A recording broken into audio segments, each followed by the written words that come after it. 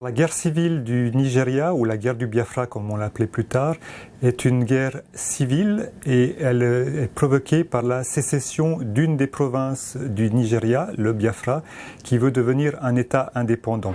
Cette province est à majorité chrétienne, donc l'attention des églises va être immédiatement attirée par le sort de cette population, alors que le reste du Nigeria est musulman ou animiste.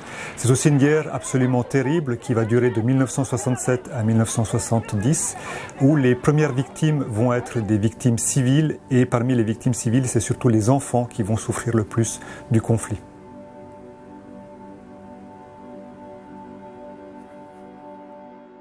Le travail du CICR pendant la guerre au Biafra consiste en différentes activités.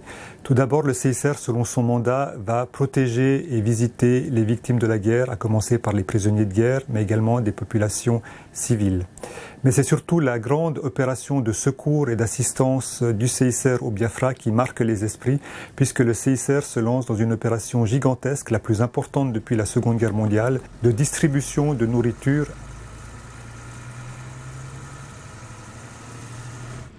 Une grande partie de l'assistance que le CICR va pouvoir offrir à ces populations, et notamment aux enfants, consistera d'abord en du lait ou des produits énergétiques permettant aux enfants, le cas échéant, de surmonter le déficit de poids qu'ils ont enregistré pendant la guerre.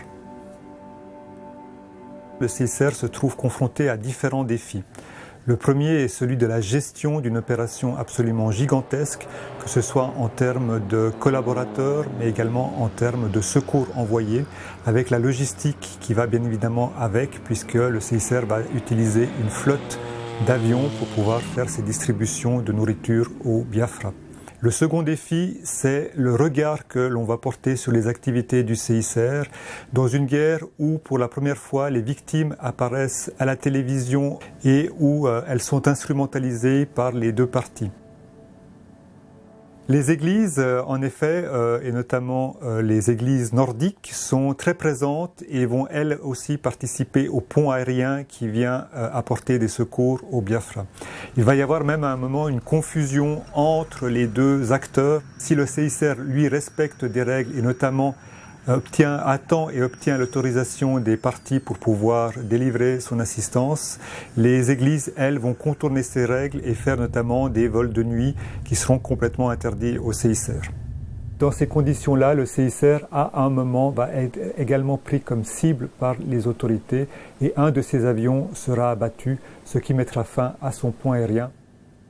Le fait que les archives du CICR de 1966 à 1975 soient ouvertes est important pour les chercheurs puisqu'ils vont pouvoir examiner la manière dont le CICR a mené ses opérations.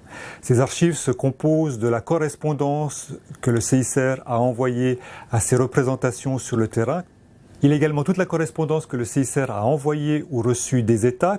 Il y a la correspondance qu'il a reçue ou envoyée aux sociétés de la Croix-Rouge et du Croissant-Rouge, mais également à d'autres organismes, comme par exemple les Églises ou les Nations Unies.